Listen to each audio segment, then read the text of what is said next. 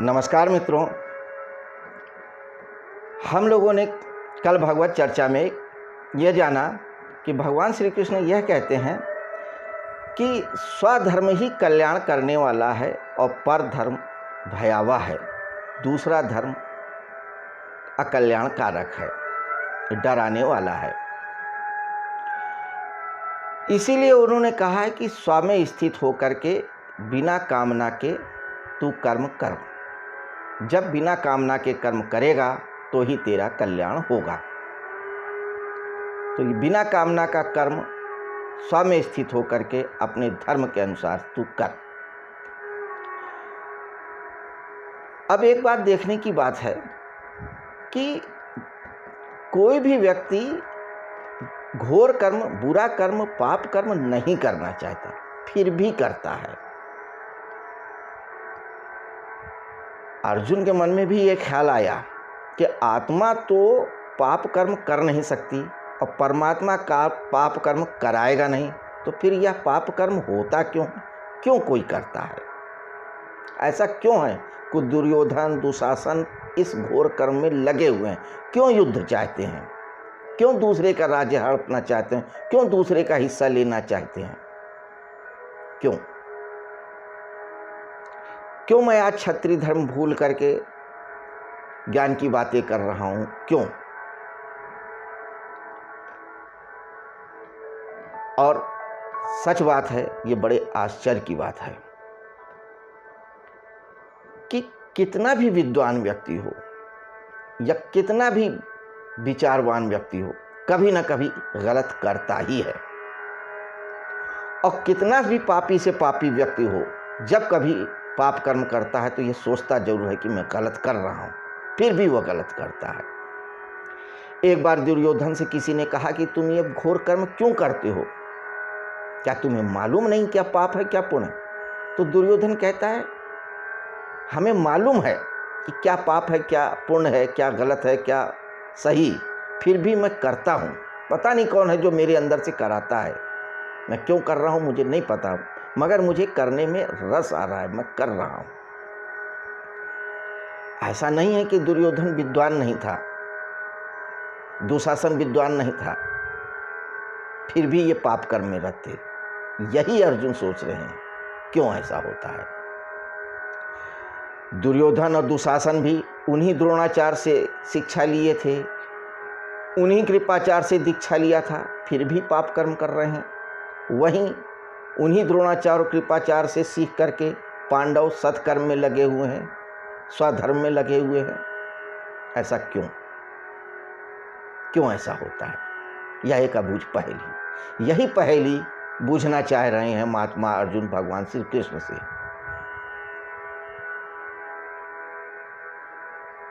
अरे दुर्योधन और दुशासन की बात छोड़ दें, धृतराष्ट्र की भी बात करें तो धृतराष्ट्र भी बहुत विद्वान व्यक्ति थे, बहुत विद्वान थे।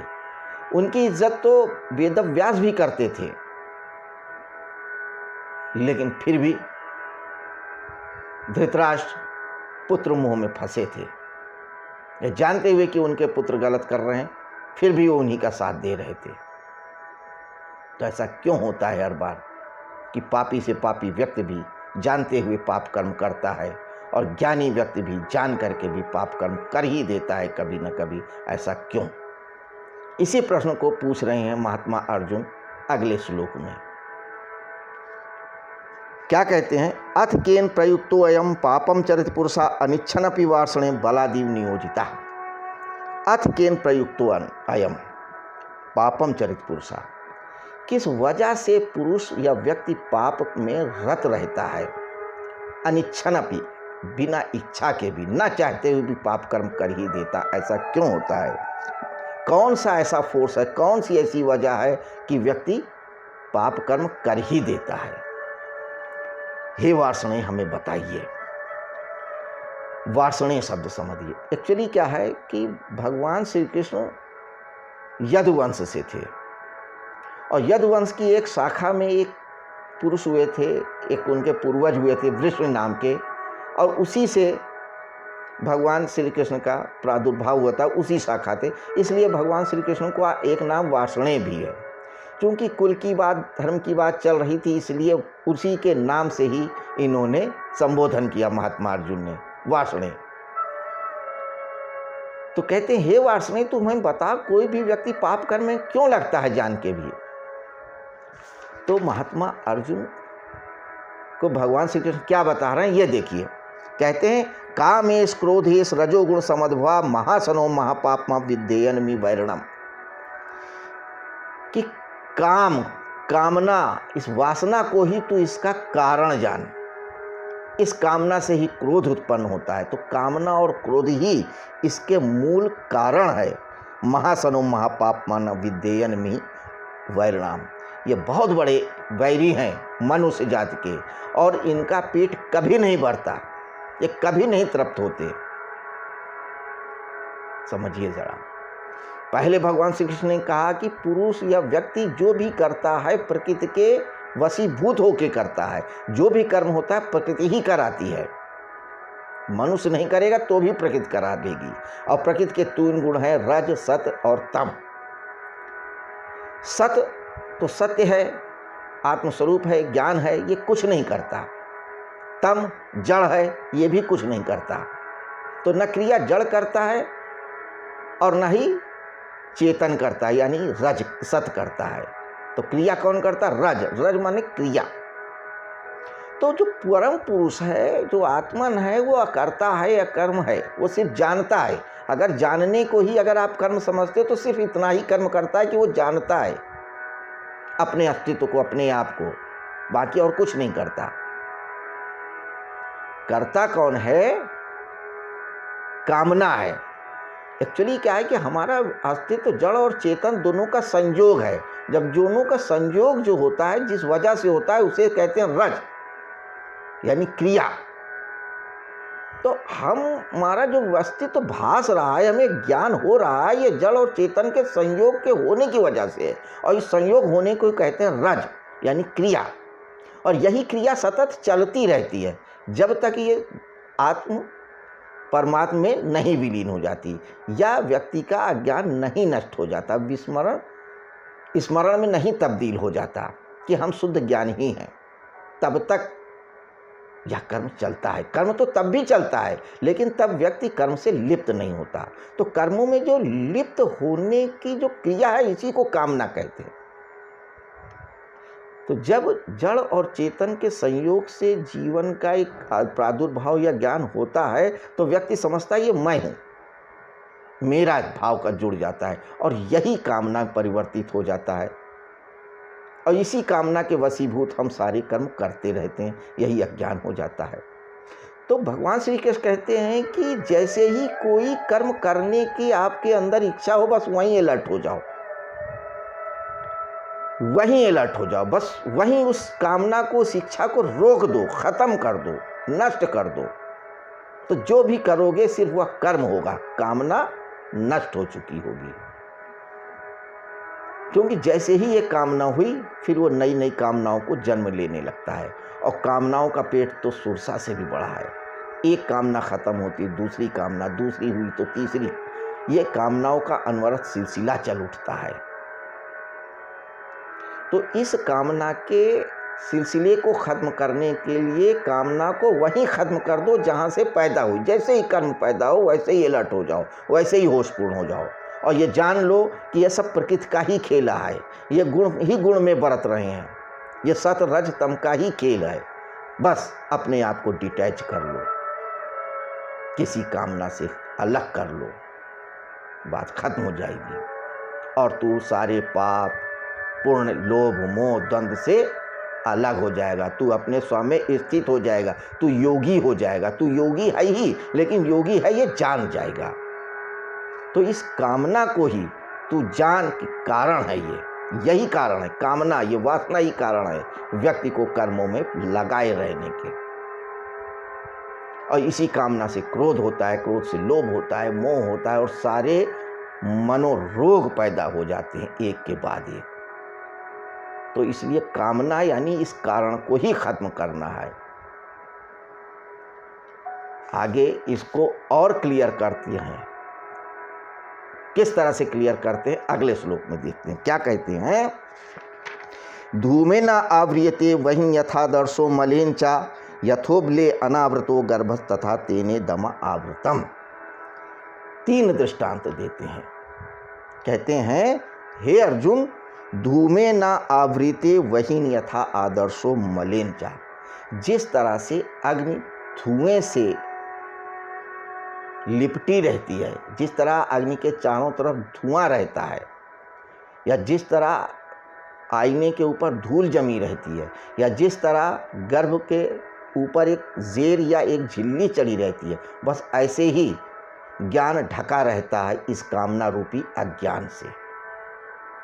समझिए, अग्नि के चारों तरफ धुआं होता है। धुआं क्या करता है? हमारी दृष्टि को बाधित कर देता है और हम साफ साफ नहीं देख पाते। बस ऐसे ही ये कामना रूपी अज्ञान हमारे ज्ञान को ढक लेता है और हम यह नहीं देख पाते कि ये कामना ही हमारा बैरी है और हम बार बार कर्मों के चक्र में फंसे रहते हैं। अग्नि बिना धुएं के हो सकती है, लेकिन धुआं बिना अग्नि के नहीं हो सकता, क्योंकि ज्ञान तो शुद्ध ही है, उसका अच्युत ही रहेगा। यह सदा से है और सदा रहेगा। धुआं सत्य नहीं है, अग्नि सत्य है। ऐसे ही धूल सिर्फ एक आवरण है जो आपके प्रतिबिंब को सही सही नहीं दिखा पाती। अगर इस धूल को हट जाए तो आपका प्रतिबिंब दिख ही जाए। आप साफ साफ देख पाएंगे कि आप शुद्ध चैतन्य आत्मा हो, जो अकर्ता है, जो सर्वज्ञानी है, जो किसी से लिप्त नहीं होता। बस इस अज्ञान के धुएं को हटाना है, इस कामना को खत्म कर देना है। आईने की एक विशेषता होती है, जब आप उसके सामने होते तभी प्रतिबिंब दिखाई पड़ता है। आईने के सामने हटे, आईना फिर खाली। ऐसे ही चेतना है। चेतना के सामने जब जो वस्तु रहती है सिर्फ उसी को प्रतिबिंब करता है। तो एक ज्ञानी व्यक्ति के सामने जो कर्म रहता है बस उसी को देखता है। जो व्यक्ति रहता है सिर्फ उसी को देखता है। व्यक्ति गया, बात गई। परिवार के साथ है तो परिवार के साथ है, सुखी है, संतुष्ट है। परिवार से अलग हुआ, भूल गया, फिर वो शुद्ध चैतन्य हो गया।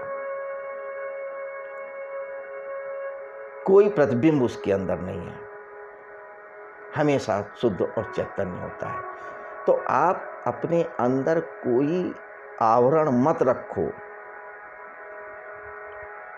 स्मरण की भी, कामना की भी हटा डालो। यही देखना है। आप अपने ज्ञान को जो ढका हुआ है कामना की धुएं से, उसको हटा दो, तब आप शुद्ध अग्नि होगे, शुद्ध आईना होगे, शीशा होगे। यह शीशा किसी भी चीज़ का हो सकता है, शास्त्र का हो, विवेक का हो, ज्ञान का हो, ध्यान का हो, कुछ भी हो सकता है। एक मज़े की बात आप ये देखिए कि इस श्लोक में 3 दृष्टांत दिए हैं भगवान श्री कृष्ण ने, अग्नि का, आईने का और ज़ेर का, झिल्ली का, जो गर्भ के चारों तरफ लिपटी रहती है, जिसकी वजह से गर्भ उसी के अंदर रहता है। और ये तीनों दृष्टांत हमेशा ही रहे हैं और रहेंगे और हैं। हम दृष्टांत दे सकते हैं कंप्यूटर की चिप का, हार्ड डिस्क का, लेकिन नहीं, 5000 साल पहले हार्ड डिस्क नहीं थी। हो सकता है या 5000 साल बाद ना हो, कुछ और हो, लेकिन चेतना तब भी थी, अब भी और आगे भी रहेगी। आईना तब भी था, आज भी और आगे भी रहेगा। अग्नि तब भी थी, आज भी और आगे भी रहेगी। गर्भ तब तक रहेगा जब तक जन्म होता रहेगा। तीनों शाश्वत उदाहरण है, सब जानते हैं। सामान्य व्यक्ति भी तीनों उदाहरण को जानता है। तो आईना तो कुछ भी हो सकता है, शास्त्र हो सकते हैं, किसी की आँख हो सकती है, किसी के विचार हो सकते हैं, किसी का ज्ञान हो सकता है। तो आईना कुछ भी बन सकता है। तो शुद्ध आईना बन जाओ और देख लो कि आप शुद्ध चैतन्य हो, शुद्ध सत्य हो। बाकी तो सब असत्य है। ब्रह्म सत्यम जगत मिथ्या। और एक बात कि क्या कहते हैं कि जैसे ज़ेर यानी कि गर्भ जो है झिल्ली से ढका रहता है, वैसे ही हमारा सारा अस्तित्व अज्ञान से, कामना के झिल्ली से ढका है। जैसे ही ये झिल्ली हटती वैसे ही जन्म होता है। गर्भ बाहर आ जाने से बालक नहीं जन्मता है जब तक उस झिल्ली को हटा नहीं दिया जाता है, जब तक वो फट नहीं जाती है, हट नहीं जाती है। ऐसे ही जब तक अज्ञान की झिल्ली हटती नहीं तब तक जन्म मत समझिए। गर्भ से बाहर आने को जन्म नहीं करते हैं, अज्ञान की झिल्ली को हट जाने को ही जन्म कहते हैं। इसीलिए ज्ञानी को द्विजोत्तम कहा जाता है। दुर्योधन ने भी पहले अध्याय में द्रोणाचार्य को द्विजोत्तम कहा है। हे गुरुवर, आप तो द्विजोत्तम हैं, आप दोबारा जन्म ले चुके हैं, यानी एक बार गर्भ से और एक बार अज्ञान से मुक्ति पाके। तो जब तक हमारे अंदर से अज्ञान की झिल्ली नहीं हटती तब तक हमारा दूसरा जन्म नहीं होता। जब तक दूसरा जन्म नहीं होता है तब तक हम बार बार जन्मते रहेंगे, मरते रहेंगे, जन्मते मरते रहेंगे। तो हे अर्जुन, तू द्विजोत्तम हो जा, तू शुद्ध चैतन्य हो जा, शुद्ध आईना हो जा, शुद्ध अग्नि हो जा, शुद्ध प्रकाश हो जा। और ये कब होगा? जब तू अपने अंदर से कामना रूपी धुएं को हटा दे, कामना रूपी मैल को हटा दे, कामना रूपी झिल्ली को हटा दे। तभी तेरा जन्म समझे, तभी तेरा श्रेय समझे, तभी तू पाप और पुण्य और द्वंद्वों से मुक्त होगा। तो हे अर्जुन, तू मेरी बात मान और तू युद्ध कर, और तू इसी कामना को सारे पापों का जड़, सारे पापों का कारण मान। अब इसी बात को वो आगे और कैसे समझाते हैं ये हम कल की चर्चा में देखेंगे। आज मित्रों सिर्फ इतना ही। अगर ये चर्चा पसंद आई हो तो हमारे साथ बस इसी तरह बने रहें।